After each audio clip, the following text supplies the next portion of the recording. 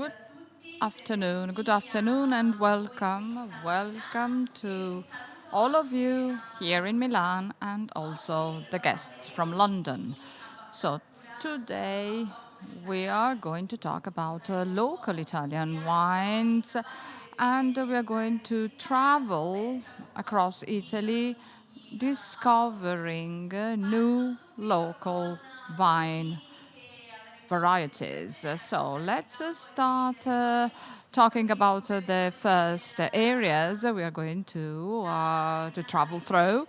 And as you can see on your table, there are so many glasses, so you're going to taste so many wines. So let me start with the Molino de Rovescala producer, an historic company that started that is very close to a mill. And here we have the producers here. They are going to expand on their winery, on their production. And this is very close to the Oltrepo Pavese region. And as you can know, as you can understand, we are going to taste Bonarda wine from Croatina grape, so the typical expression of this territory. So then we are going to have one wine that we are going to taste, which is Bonarda sparkling, and the other one, Bonarda still. And who's going to start? So let's start from the company's history and then maybe the enologist. So my name is Daniela, and together with my brother, we are the owners of the company, and we have been working in this field for so many years. This is the third generation from my grandpa to my father, and obviously we focus on on our products, and we thought that our core business must necessarily be Bonarda wine, because at Rovescala we produce wine from Croatina grapes, and this is the very best result that we have always achieved, as based also on the experiences of Rovescala. You should think that Rovescala has an history in Bonarda, has been growing and producing Bonarda wine for almost 1,000 years. So therefore, and the first one is the first wine we are going to taste is Vigna delle Olive di Levante. And yes, the names of your wines come from the vineyards, where they are grown. So the first is the Vigna delle Olive di Velante, and the other one is the Vigna del Povronne. And actually, you were telling me about the history of these two wines. Can you expand on this? Yes. Yes, with regard to these four wines, these are the most important wines in our selection of wine varieties, grape varieties. So Vigna di Levante and Vigna del Povronne, well, based on our experience and based on research carried out in-house, we thought that we could reach the very top with our special vinification. And this is a white clay terroir, and therefore there is a very strong percentage of clay and lime, and therefore with our idea it is perfect for a sparkling wine. And of course, even if we are not used to it, it features, it is very round, it features a great roundness in the mouth, so maybe it's not very light, but rather concentrated. And with regard to the vineyard, so here, with regard to this selection, we do not use vineyards that are younger than 25 years. So therefore, in this case, this Cortina vineyard was re-fermented in autoclave and un affinamento sui lieviti di fermentazione di so, circa 6 mesi. For 6 months noi ci tenevamo molto ad avere una yeast, bonarda molto and fine. therefore, because our intention was to obtain a very fine bonarda, and in fact, as a matter of fact, this is a Croatina wine, so therefore with a good volume in the mouth, but also very fine at the nose, and for the sparkling, for the bubbles, the bubble is not large but very thin. And for this reason, we have fermented it in autoclave for 6 months, and therefore this is a, this is a technical characteristic that maybe it's not simple to understand, but for these 6 months we kept it at 6 atmospheres, so therefore it seems it's closer to a spumante. And just before bottling it, we have taken away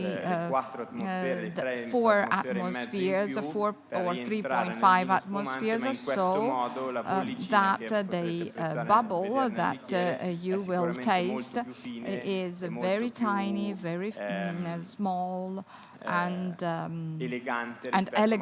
elegant as compared to a classical bubble. And what about the grape variety? This is a grape variety that is suitable for a spumante wine as well. So we're not talking about a classical method, so we have autoclave fermentation, but of course this grape variety, if managed properly, of course can provide great results. And yes, also the other wine comes from this vineyard. So since you know very well this grape variety, what are the various characteristics, the different characteristics, and what do they have in common?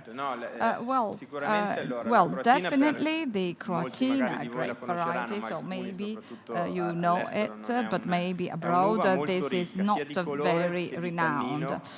This is a very rich grape variety, very colorful, with a high concentration of tannins, and of course, and also it is important to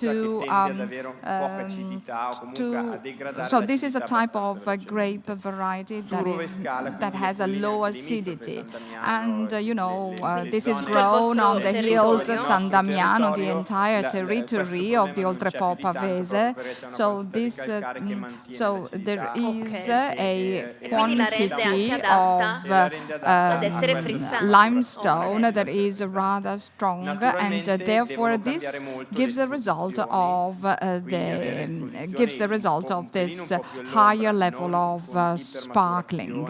And so therefore in this case the harvest is a little bit early, and the maceration is also shorter. And in addition, this is an idea that my brother had, and actually this was a turning point for this sparkling wine. Also during the vinification process, we do not take away we do not take away, we keep only the very first layer of the basing, and because this is more concentrated but also less acid. And with regard to the Provence vineyard, these are the older vineyards. The exposure is on the other side, so mature grapes, and there the maceration is even longer, and we keep and we process 100 of the juice. So here instead we only extract 40%. So therefore, and then we have wood. And yes, in fact, you anticipated my next question. And in fact, the type of barrels that you use for the Vigna del Povron.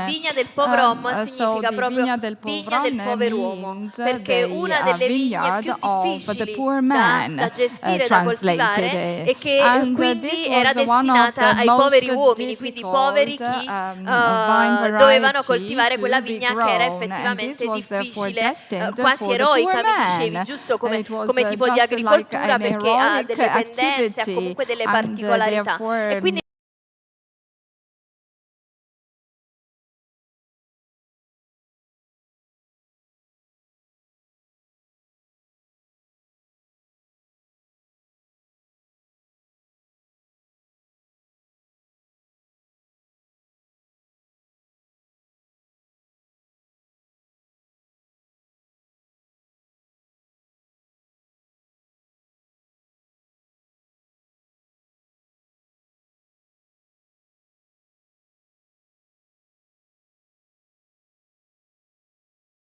And yes, as my brother was saying, this is the same hill of the Vigna del Levante, but the exposure is on the other side.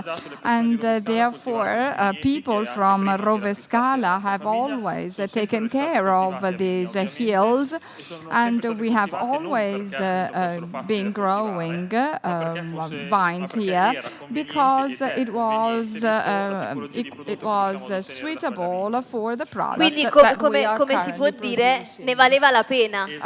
Quindi loro hanno continuato a coltivare questa vigna perché il prodotto che poi ne ricavavano era perfettamente quindi valido e meritevole di avere questo lavoro. Ti ho interrotto prima che ci stavi dicendo delle botti invece particolari che utilizzi per dare un'impronta. Lo faccio dire a te che lo dici meglio. No, è anche qui un po' di ricerca, nel senso che le cose non capitano mai per caso, comunque bisogna cercare di costruire, di crescere sempre. Sicuramente sulla Bonarda. So, especially for Bonarda, we have been experiencing a lot. But this is the third generation I was saying. But because, as a matter of fact, we based ourselves on my father's expertise, and then we worked a lot. We studied a lot, and we accrued experience. And with regard to the Vigna del Povron, well, this is the result of experimentation. So we have selected the grapes, and in this case we have also selected the wood of the barrels. The wood is subjected to sort of in questo modo il legno traspira quasi il doppio rispetto a un legno qualsiasi, un legno normale, e questo per la croatina è determinante, perché la croatina, essendo molto ricca sia di antociani che di tannini, ha bisogno di tanti punti di ossigeno, perché si sa comunque che per stabilizzare un colore così importante si ha bisogno di una quantità di ossigeno, perché sono le microossigenazioni che stabilizzano il colore. Questo sicuramente stabilizes the color. Io a questo ci sono arrivato però dopo, perché prima ho fatto le prove, ho visto che lì veniva meglio e allora ho capito che con quel tipo di legno, con quel tipo di tostatura, la croatina aveva meno problemi di riduzione, perché è un vino che tendenzialmente tende un po' a puzzare, e soprattutto evolve in un modo molto migliore. Qui comunque si parla di un vino relativamente giovane, perché è giovane, però è è un vino che invecchia sicuramente molto bene proprio per queste caratteristiche. È un legno che 2019, mi confermi. È un legno comunque che non è molto invadente. Per quanto riguarda la croatina in generale, è un vino che uscire con annate recenti è sempre difficile perché essendo molto ricco appunto di tannini ha bisogno di maturare. Quindi il discorso proprio del provrom è proprio un lavoro fatto sì, il 90% in campagna come secondo noi dovrebbe essere per tutti, quasi tutti i vini. It is the case for all the wines. Ok. Si è spento? The microphone switched off. Ok, comunque va bene, nel frattempo che recuperiamo un attimo il microfono vi inviterei ad assaggiare questi due vini da Bonarda. La prima che avete è quella frizzante. The first is the sparkling version. Dove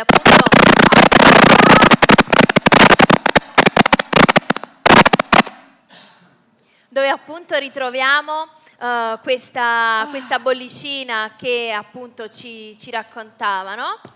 Abbiamo questa frutta scura, anche tipo prugna, tipo amarena, quindi anche un naso molto fruttato. Un corpo comunque delicato, molto delicato. Ed è un vino da, se mi permetti, da pasteggio, perché comunque chiama molto la tavola.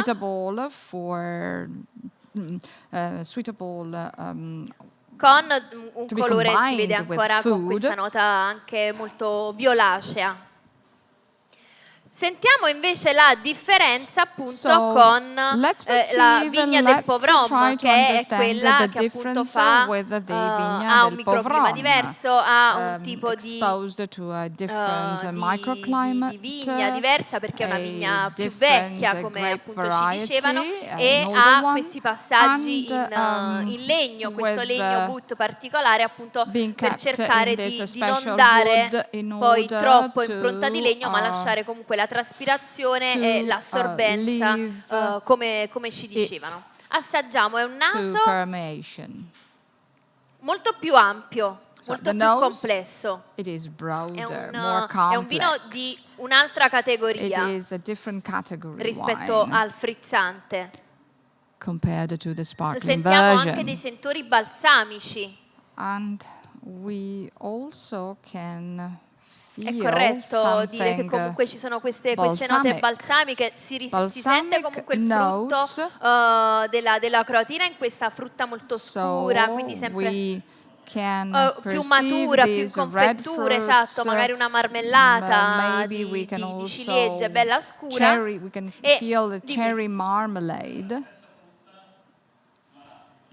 in evoluzione, esatto. Qui bella giovane, fresca, frizzante, e qui invece un po' più riposata, più pacata, relaxed, calmer, più matura. Yes,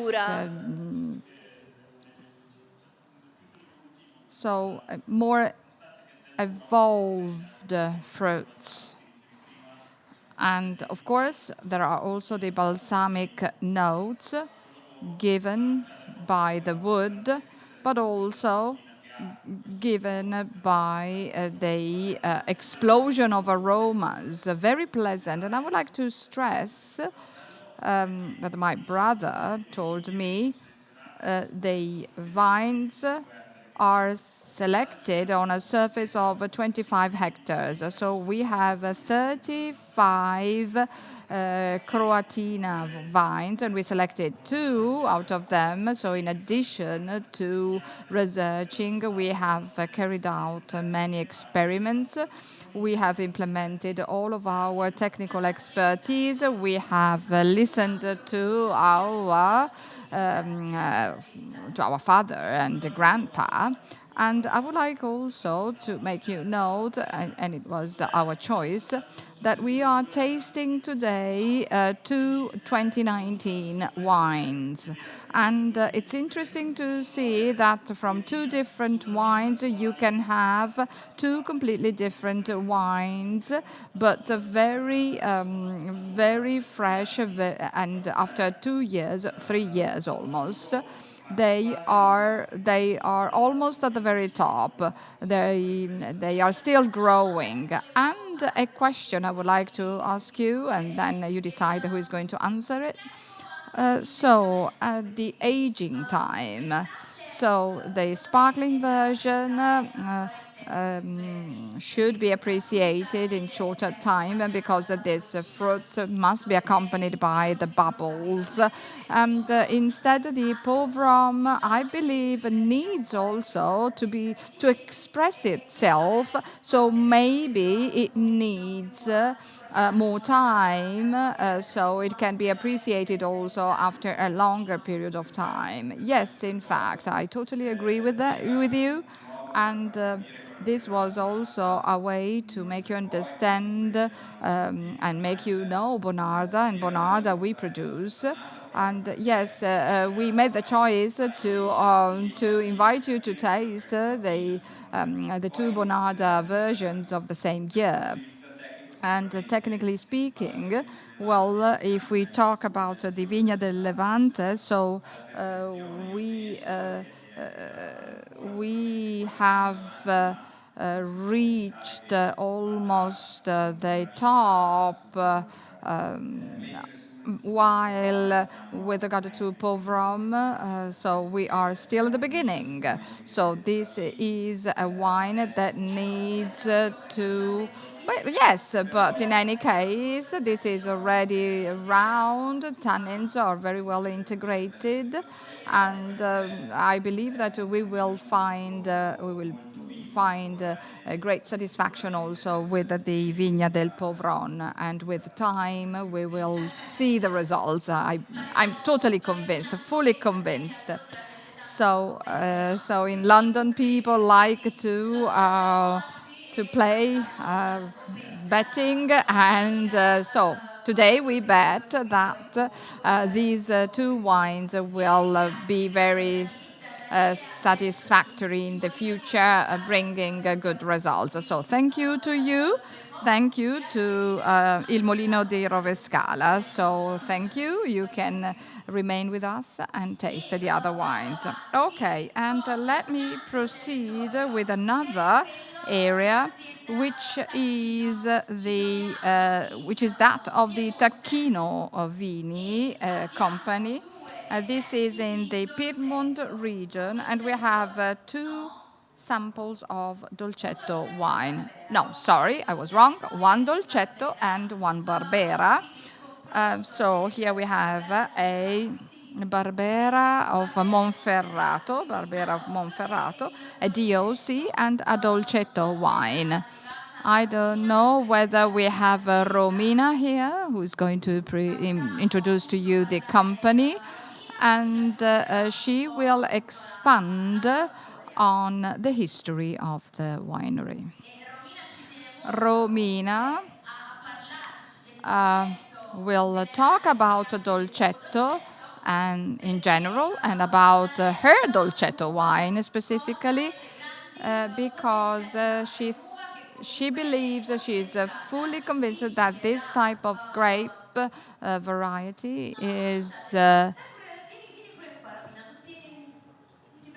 very interesting, delicate. Romina, come here.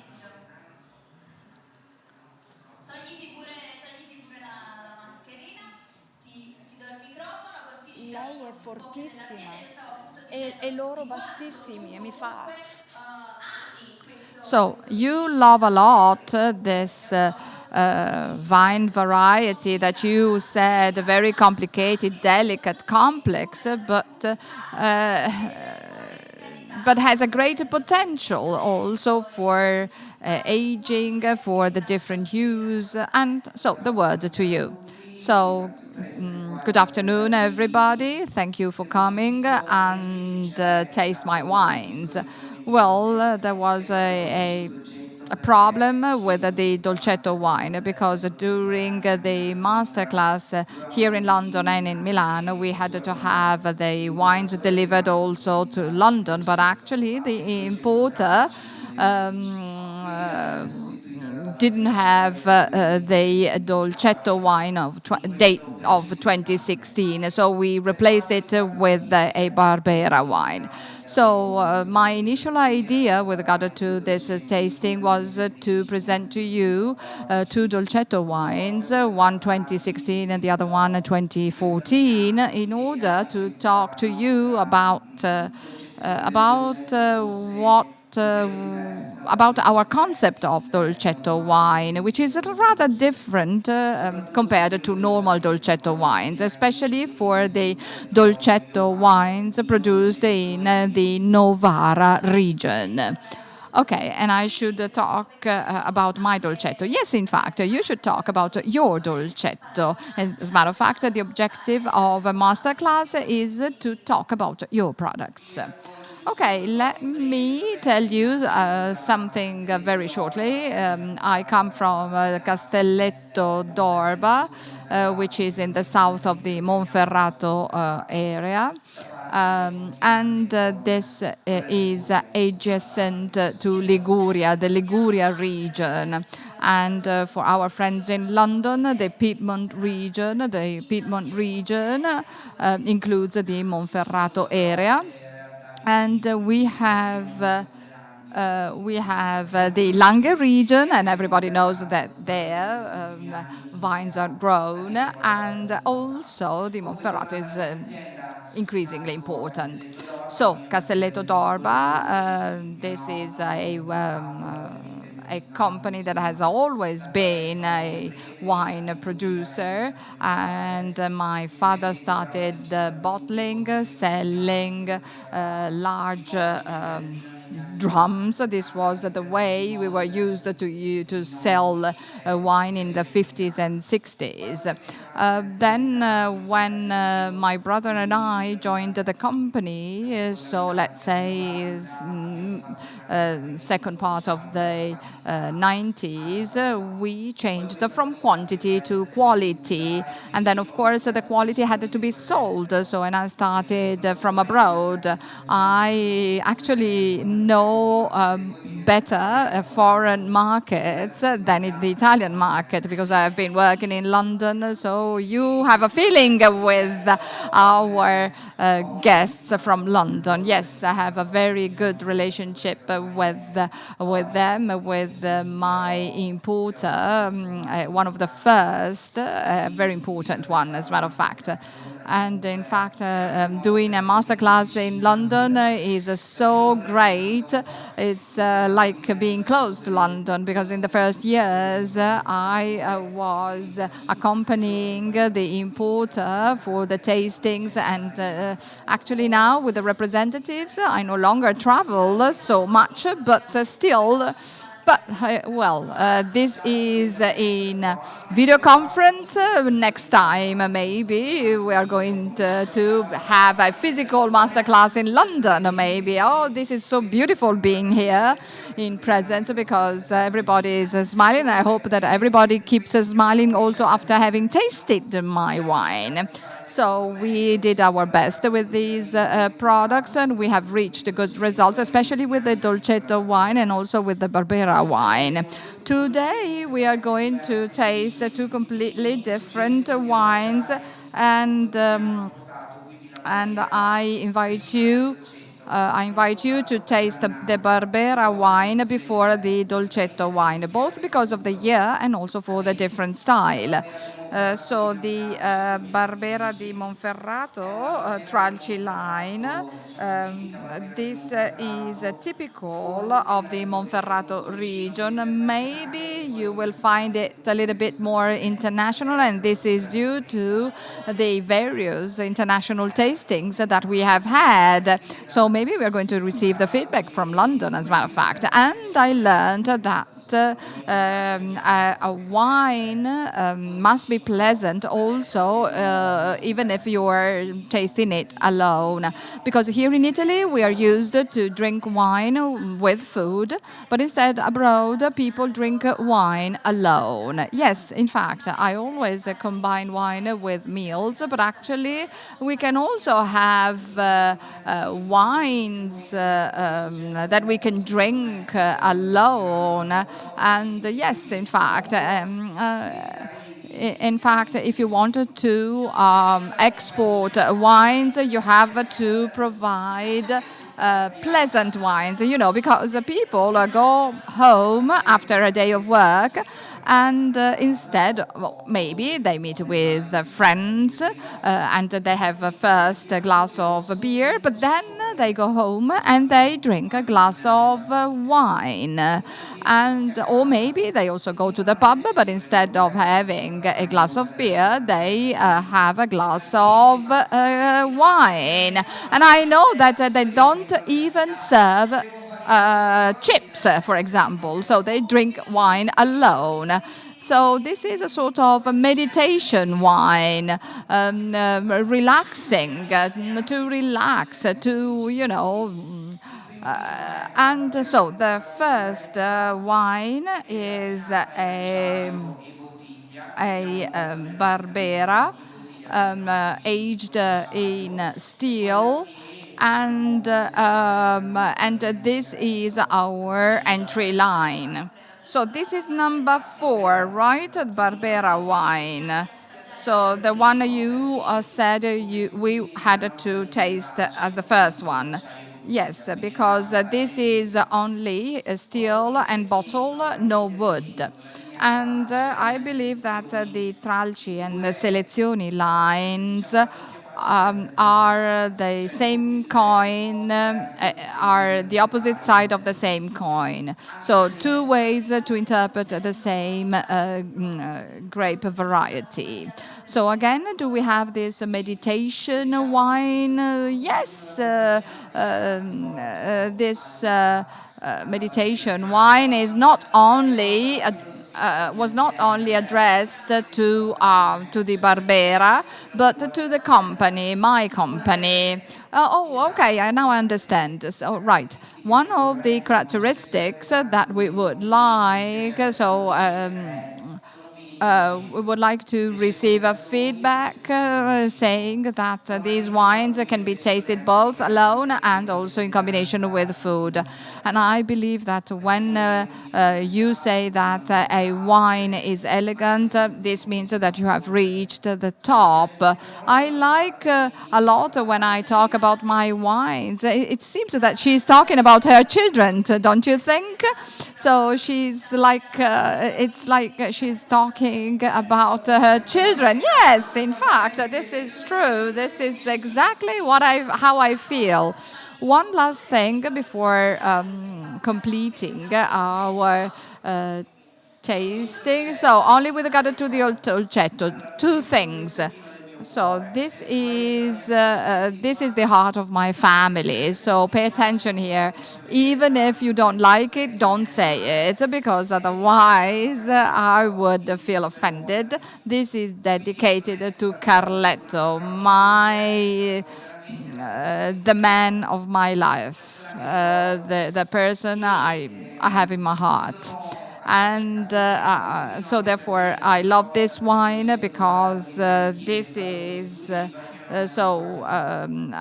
first time we offered it, my grandpa was still alive. So now, so I do remember my grandpa with this bottle in his hand, keeping it like this.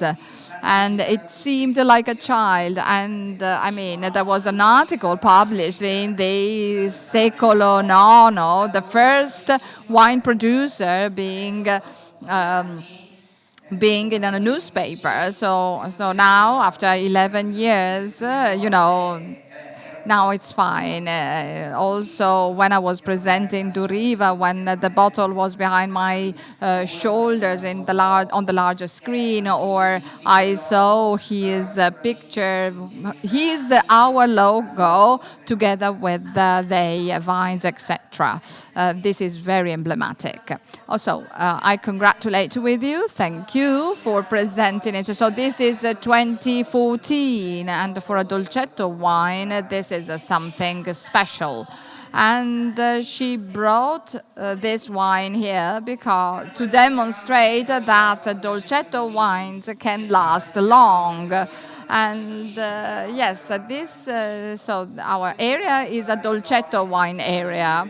This is called also Nebbiolo, but this is not a Nebbiolo. This is a very special Dolcetto wine, and this was the Dolcetto wine used, drunk by the elderlies, and actually they tried to develop it. And in fact, I invite you to taste this wine. And Romina told us to drink the fourth wine as a third wine, and vice versa. So we have this full-bodied taste, flavor, and also the bouquet seems very fresh and flowery, but then with the evolution makes the wine more complex, and you can feel this full-bodied flavor. And I'm not an enologist, I'm not an agronomist, I have only been grown with grapes, and I do everything in the company. So in fact, you are the perfect definition, the perfect embodiment of the founder of a wine producer. So therefore, yes, and so it's a pleasure to be here, but it's a pleasure to be here. I like these things, I like these events, so that I can present my wines, my products, together with other producers, because Italy and the Piedmont region have a great potential. So thank you, and enjoy your tasting. So thank you, Romina, and we are going to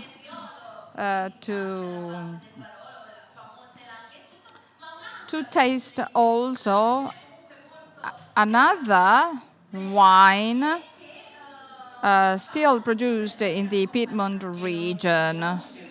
And we should also not forget that Dolcetto wine in the 50s in Italy was priced higher than Nebbiolo. Domenico Clerico, a very dear friend of mine I've been talking to, told me that he was selling Dolcetto wines in the restaurants, and he was given for free Nebbiolo e Barolo wines. So for Dolcetto wine, so Dolcetto wine was a very strong wine, and so maybe we have done something wrong in the latest years, so we have to recover. Thank you. Bye-bye, London. See you soon. Okay.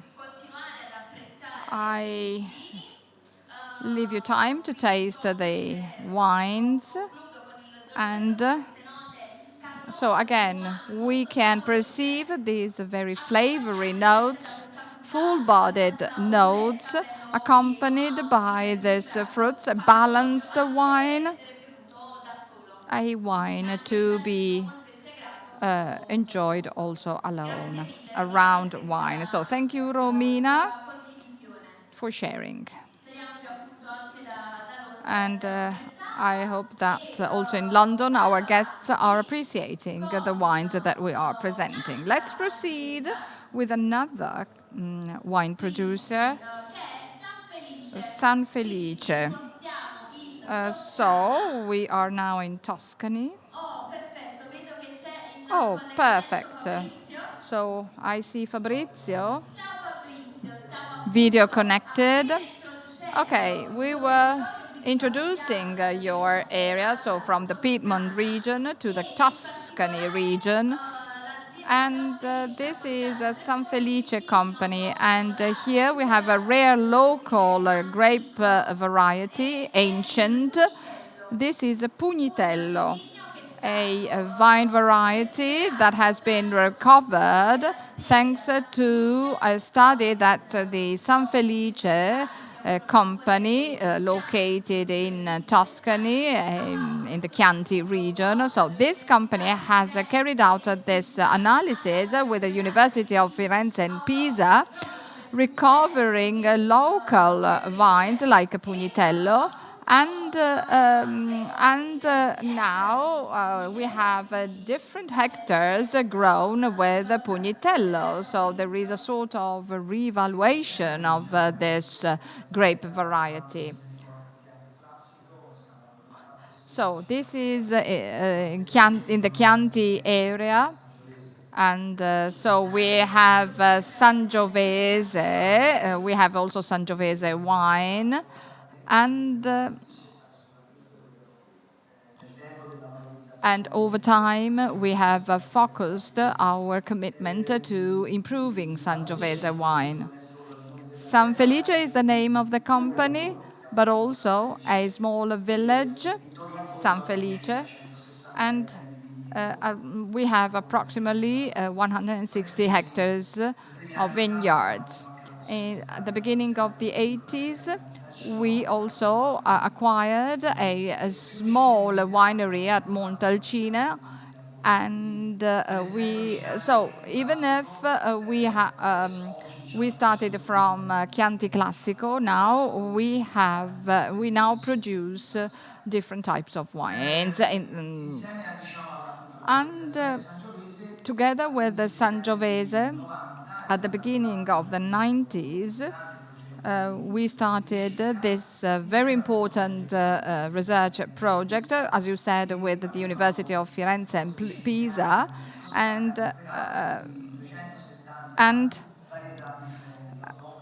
and we analyzed 270 different grape varieties that had been abandoned.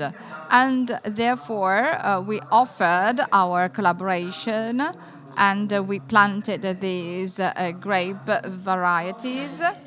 And sorry if I interrupt you, Fabrizio. Sometimes the vines are abandoned because of market demands. So maybe in Tuscany people ask for Sangiovese, or maybe because these are also very difficult grape varieties, low yield, and therefore they are abandoned in favor of others, maybe. I don't know.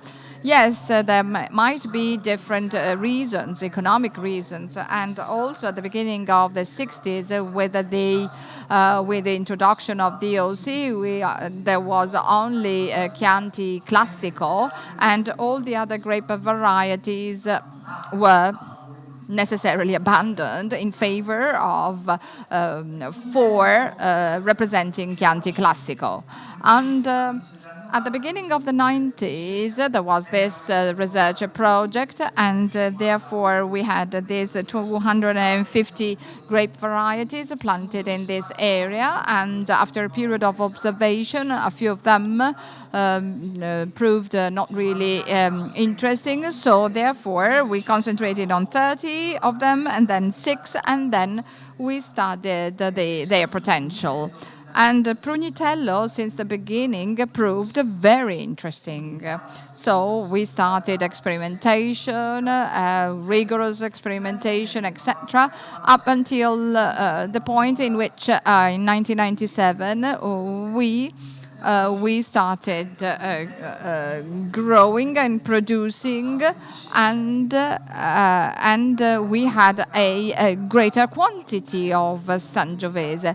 And this grape variety, we reckoned, is very suitable for blending with the Sangiovese.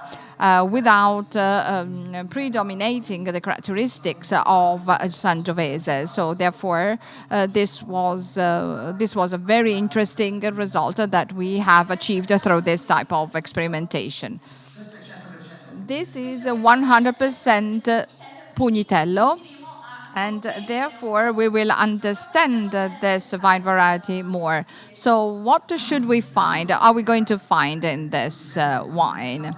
So Pugnitello San Felice was the precursor. It was really an abandoned grape variety. The last one had been found by a vine grower so many years ago. But now instead we have many growers in the Tuscany region, in the Montalcino area. So this is this is evidence of the fact that this grape variety is now becoming more and more interesting. And Pugnitello is 600, 700 grams. The yield was very low, so therefore this is the reason why it had been abandoned. And it ripes rather late. Well, at the same time of Sangiovese, so end of September. Well, it depends also on the season, but more or less at the same time of Sangiovese.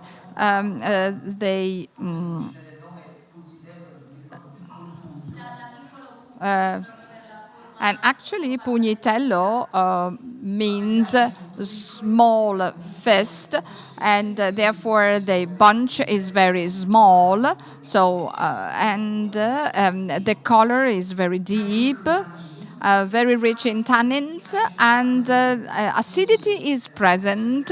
For example, if you taste the wine, this is year 2018, put on the market last September. The tannins are present, are perceivable, and this is a type of wine that has a potential. And we have so many years of Pugnitello behind our shoulders, and this wine is resistant to aging. So therefore, we needed to wait a few more years in order for it to reach a greater harmony level. And so maybe we could, if we were to taste also the first years, 2013, for example, you would perceive it, and the color is very strong, and also the evolution in the bottle, both in terms of from the aromatic perspective and organoleptic perspective, this is very promising. Yes, and over time it changes a lot. So also this grape variety is promising, and I don't know whether you have tasted it. As Fabrizio said, you can perceive these tannins.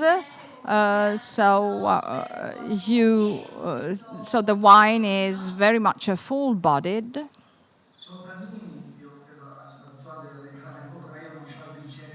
So I have tasted it so many times. So the tannins are pure, they are not green, and so in fact the grape variety itself is very rich in tannins. Yes, in fact I was saying this is very, very full-bodied, and of course over time a greater harmony level can be created. Okay, thank you Fabrizio for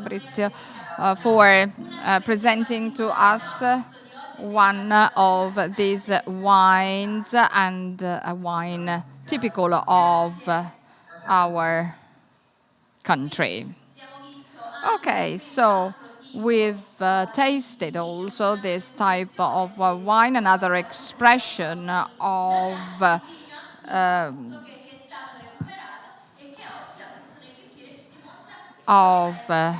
red berry, and therefore this was a Pugnitello with a very strong and vibrant flavor.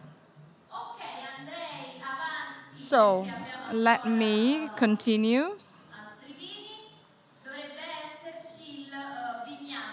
Vignalta. Let's continue with Vignalta by Badia di Morrona.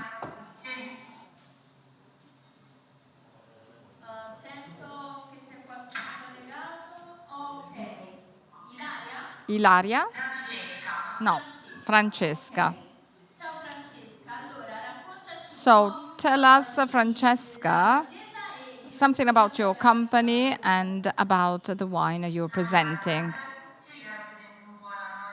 So I am the next generation of the Vignalta di Morrona.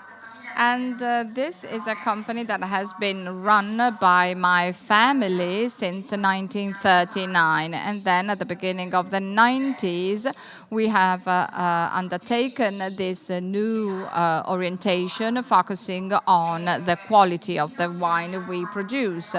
The wine you're about to taste. Can you hear me?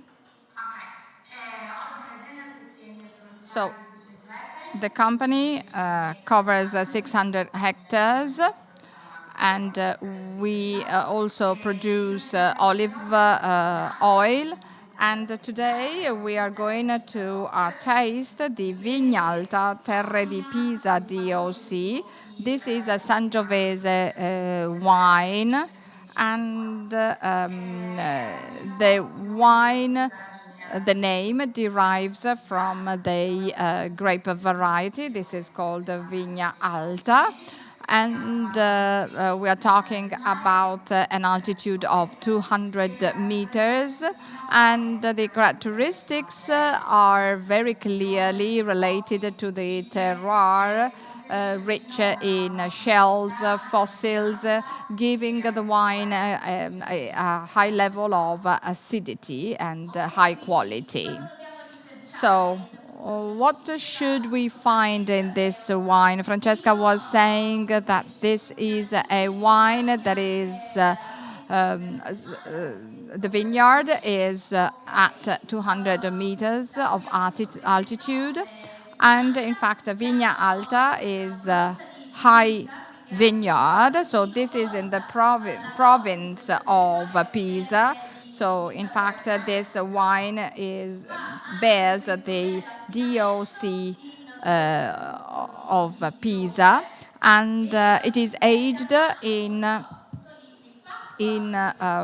wood oak barrels, and the bouquet is filled with the secondary notes, spices, and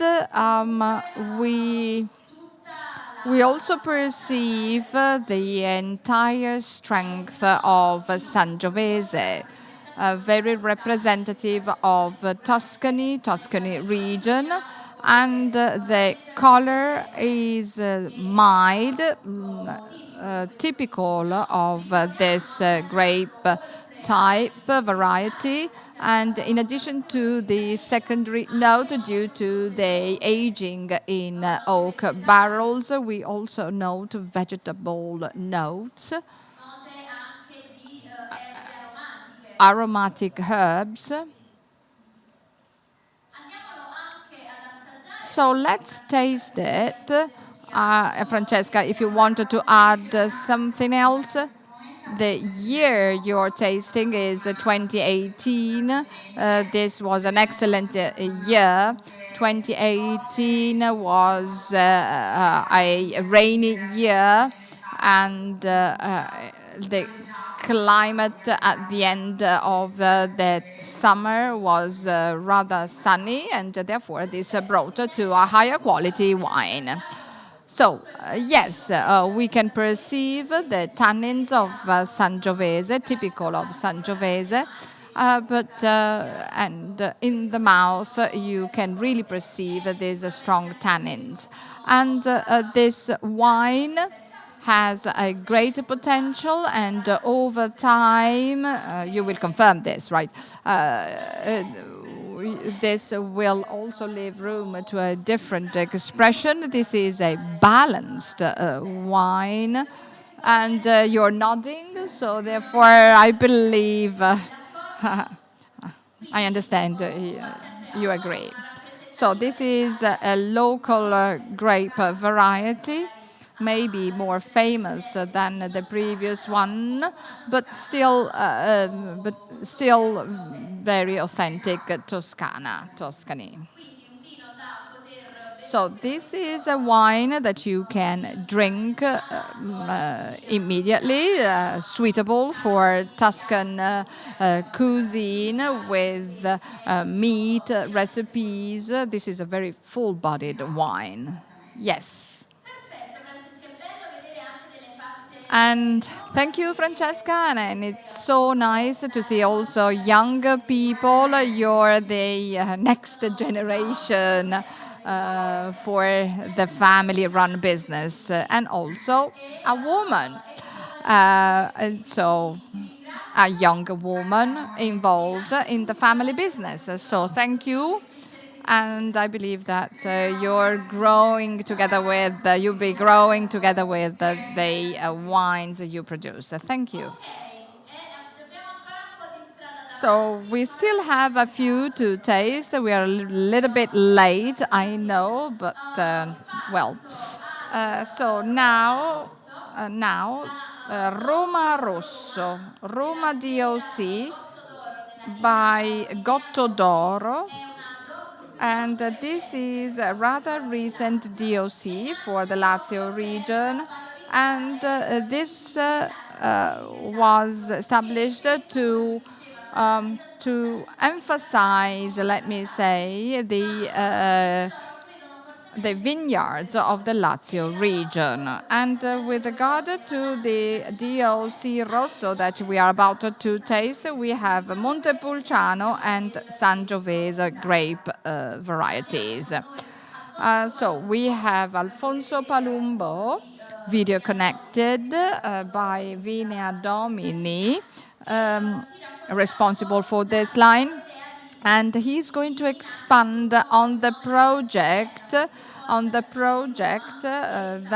led to the development of this line.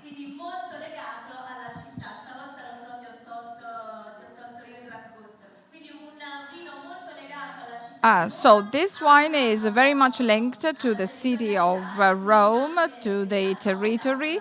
And in fact, this is a name that is derived from a pope, Benedetto XVI. So thank you for inviting me. Good afternoon, everybody, and also good afternoon to our friends connected from London. This is a pleasure for me presenting you these wines. You said it correctly, Stefania. Gotto d'Oro was established in 1945, immediately after World War II. And this was on the initiative of 41 vine growers. And now this is a family of 200 members. And this makes you understand our idea of growth. This is a project that includes the territory and the ideas of the people part of it. And our company has two brands, Gotto d'Oro and Vigna Domini is the other one. Vigna Domini is a relatively young project launched in 2007 in an attempt to internationalize our territory, which is small, stressing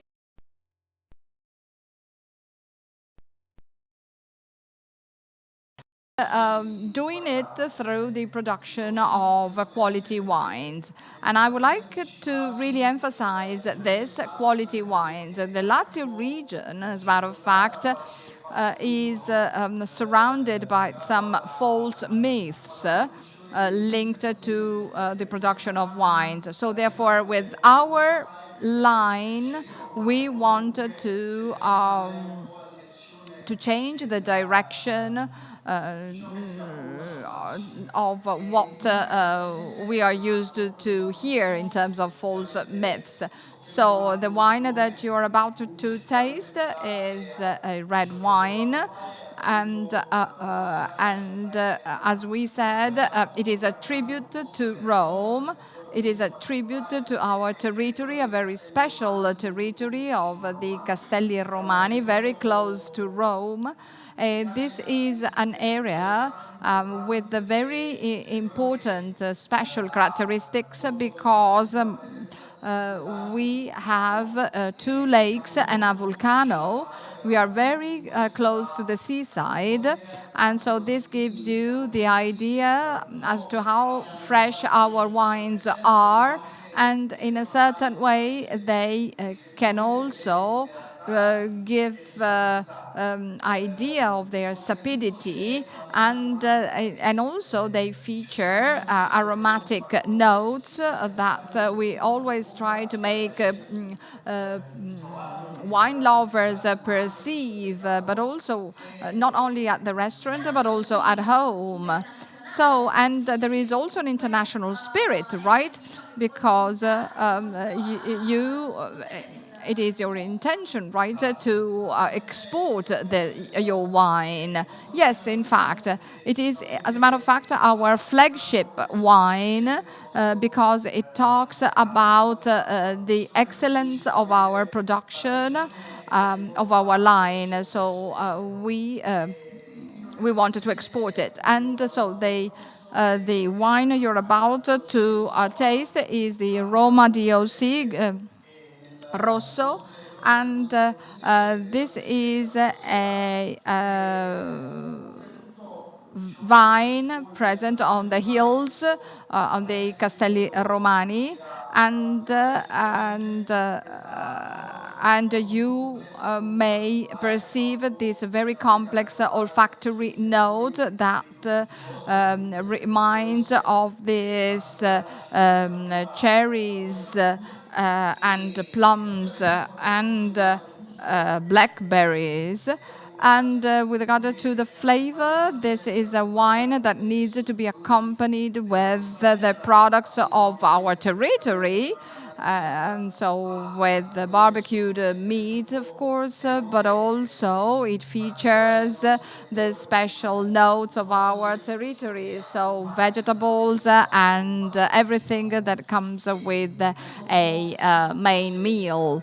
And so these are the most important characteristics. And in addition to the Montepulciano basis, there is a Sangiovese blend. And this enriches the characteristics of this wine, the production years of this wine. And actually, this wine has been awarded prizes over time. So therefore, it is really a flagship wine in our line. So thank you, Alfonso. You've been very direct, very clear. So now I would invite everybody to taste the wine, and because we have still 2 wines to taste. We're a bit late, as I said, but nevertheless, okay. Thank you for your explanation. So this is a wine rich in red berries notes, and as Alfonso was saying, to be accompanied with Roman cuisine.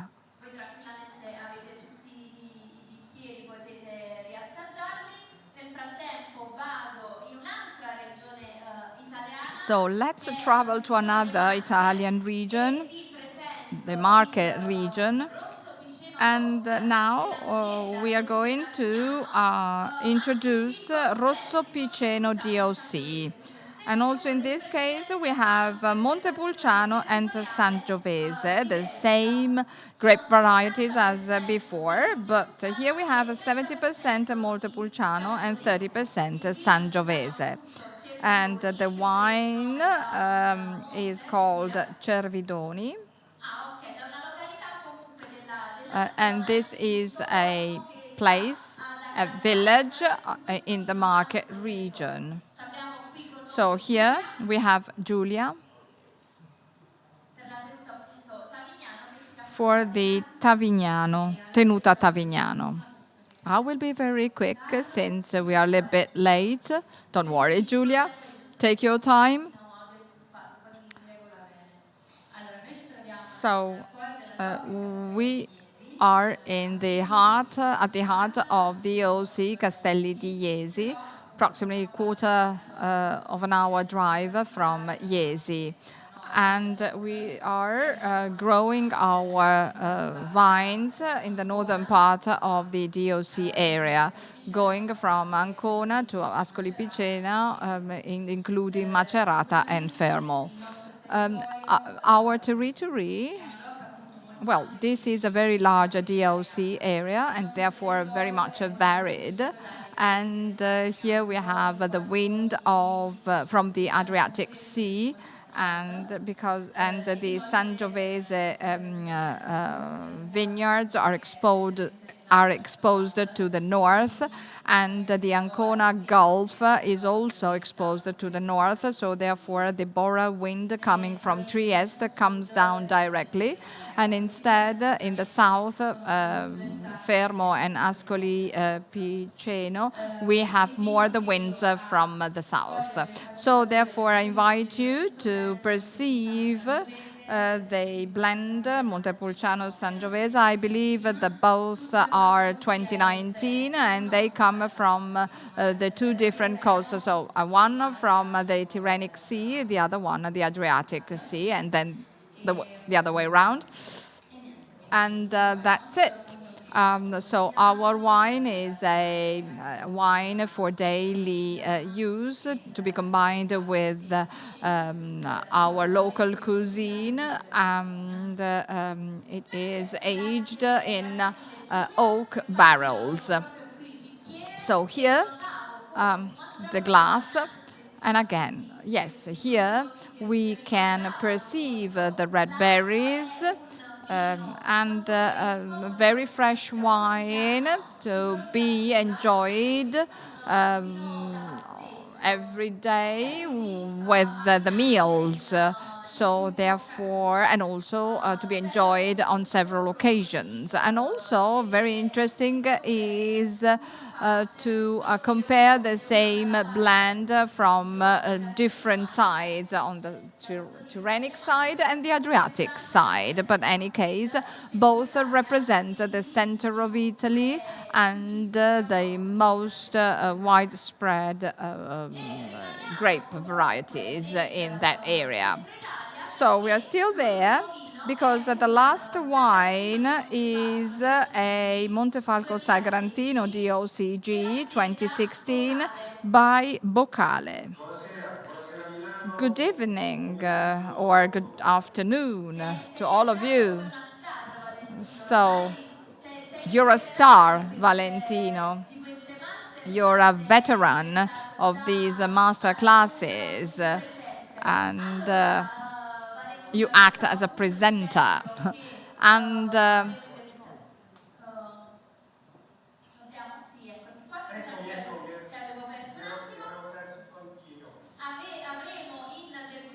so we will taste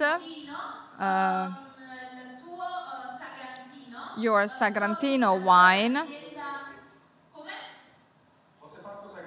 Yes, Montefalco Sagrantino 2016. And Boccale is a company with a very strong international spirit. The majority of the production is sold abroad.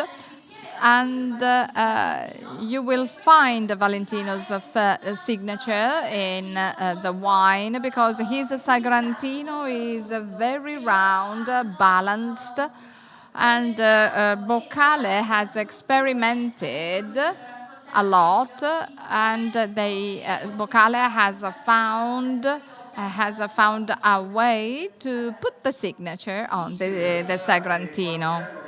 Yes, in fact, we've been experimenting for a few years and especially during harvesting and the vinification process, so that the Sagrantino could be rounder. And after a few years of experimentation, we believe we have found the right version, and then of course the consumers will tell us if the direction is right. But actually, we didn't do anything extraordinary.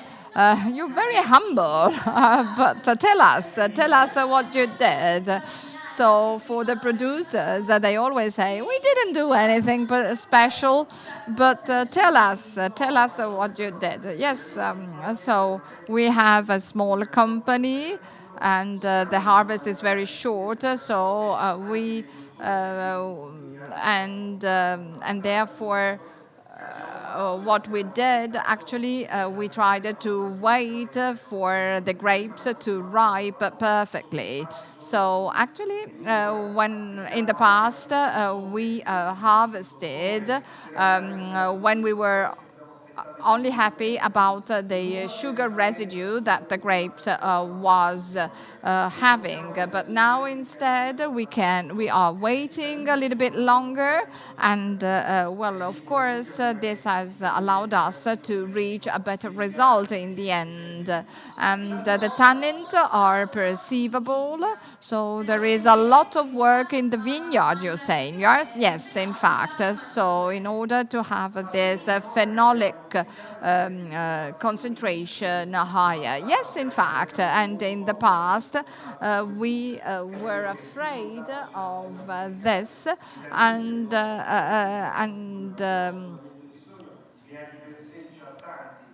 tannins, as I said, are very much present, and instead we have doubled the ripening process, and in fact the result was different, and the tannins are more velvety.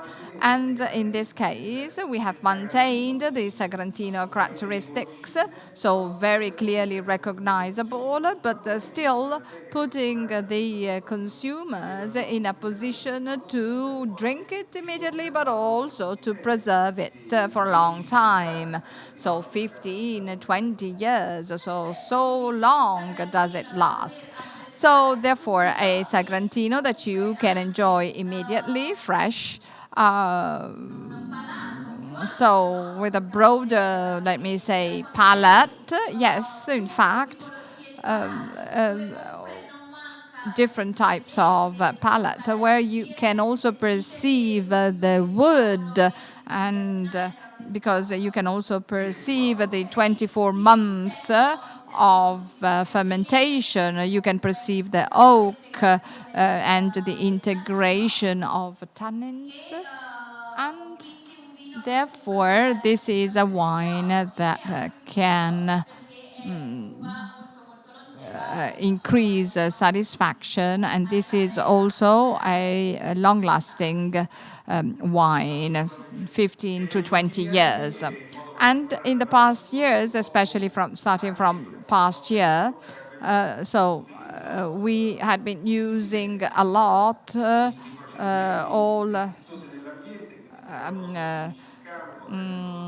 we had been using green technologies for a long time, and last year we decided to obtain a certification because we thought that it was no longer possible to only implement them, but it was necessary to obtain a certification. So therefore, we have raised the bar, and we have started a 3-year certification process for our company. And you're now in the 2nd year, right? Yes, in fact.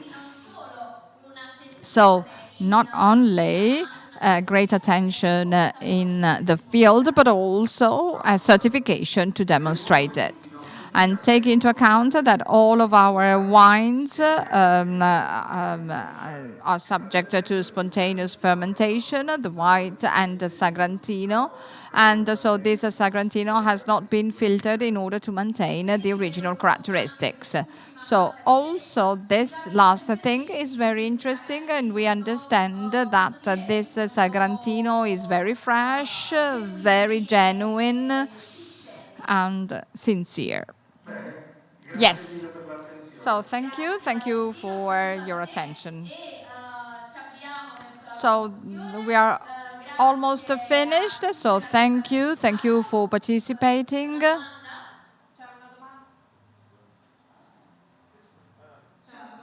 Yes, there is a question from London.